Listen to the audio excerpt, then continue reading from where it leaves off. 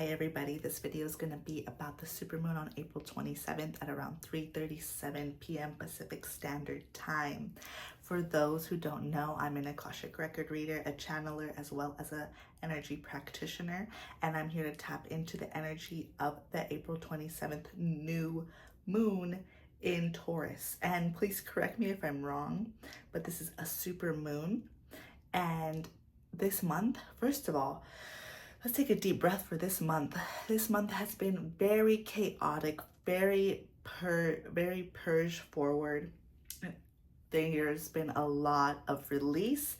There's been a lot of things that have come up for people personally and on a political level. So a lot of people are feeling fatigue right now. People may be getting sick, maybe not sleeping that well. Things may be a shock to their system as to what's coming out in their personal life and politically.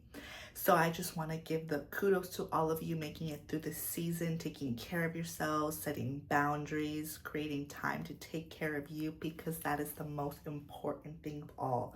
We only have us in the end of the day, because without us and without our health, we really can't function throughout our world.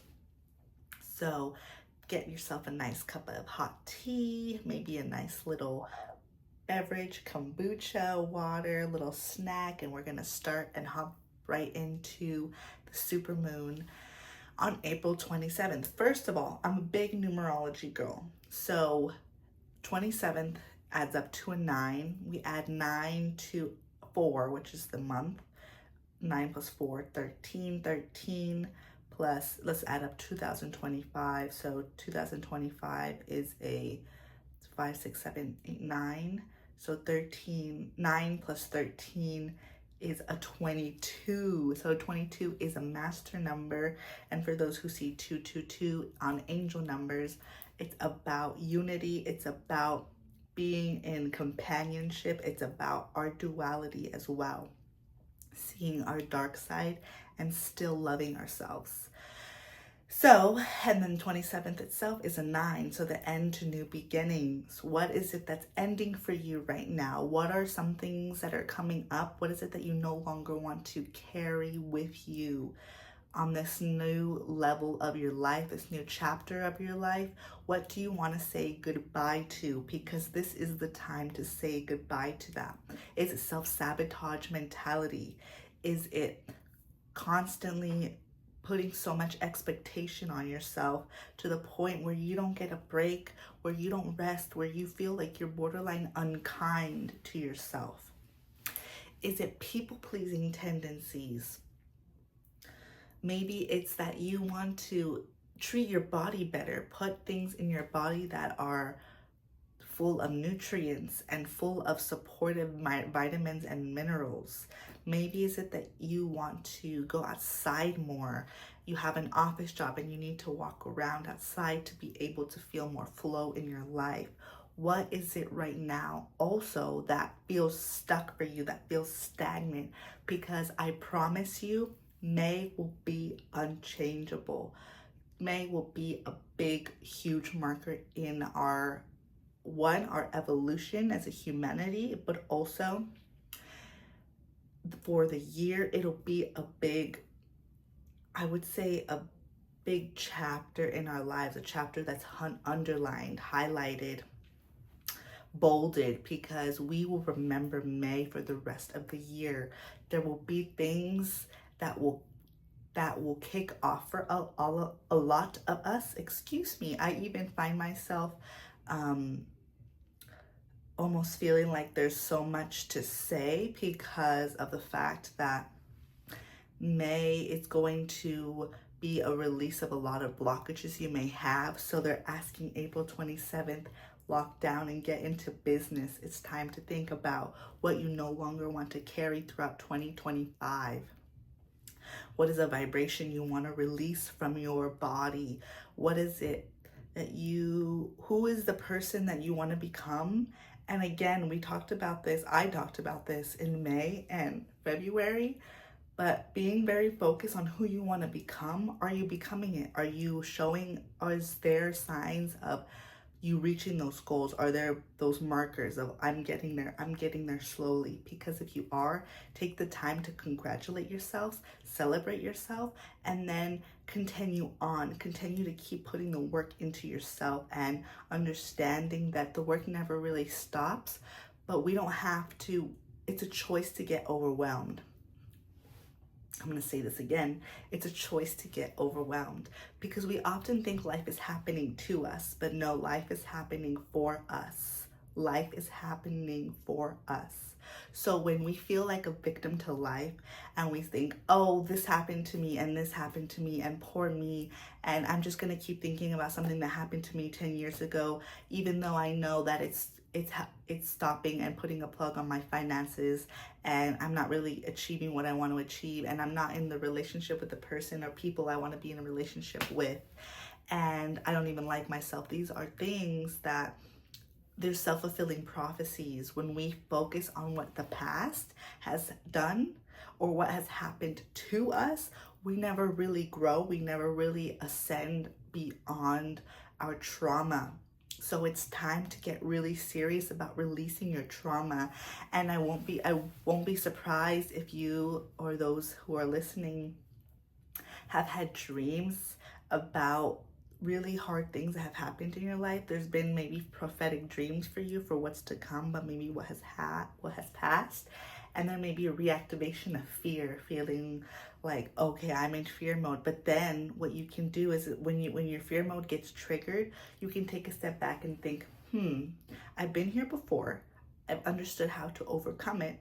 Or if I don't understand how to overcome it, I know that in every moment I can make a choice to change the way I feel about my narrative.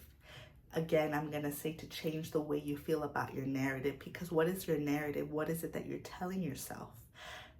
Recently, I had somebody told me that I'm really good at reframing my narratives. And I started thinking, what does that mean to me? And then it connected to what I was going to say in this video regarding we can change our narrative at any point. What has happened, happened. But the way that we choose to see it can drastically change the vibration about the past. The past is coming up a lot in April and is continuing to come up.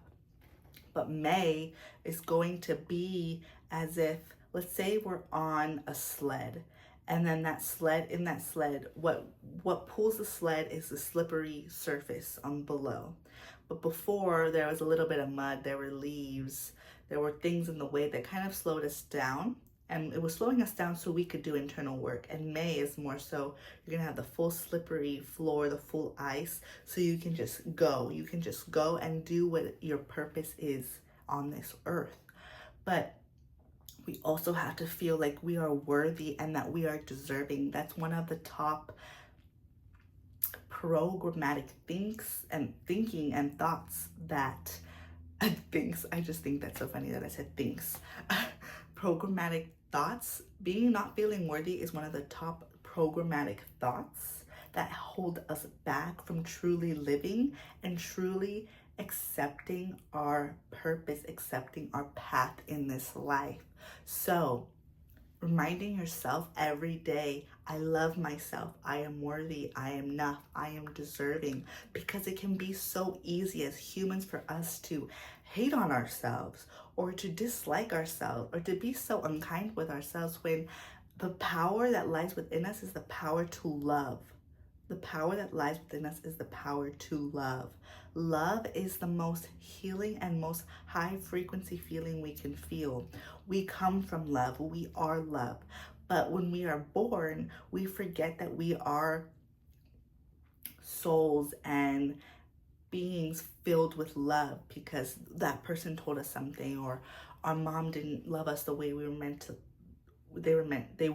to be loved, or our dad did this in our lifetime, or this person told us this, or we had a really bad relationship with somebody that really affected our self-worth. The thing is it's time to let that go. And maybe you're telling yourself things throughout the day, well, this happened and I chose to carry that vibration of the bad thing that happened in my life, so now I always feel it. And that's an example of feeling held back, constantly holding ourselves back. The only person that holds us back is us.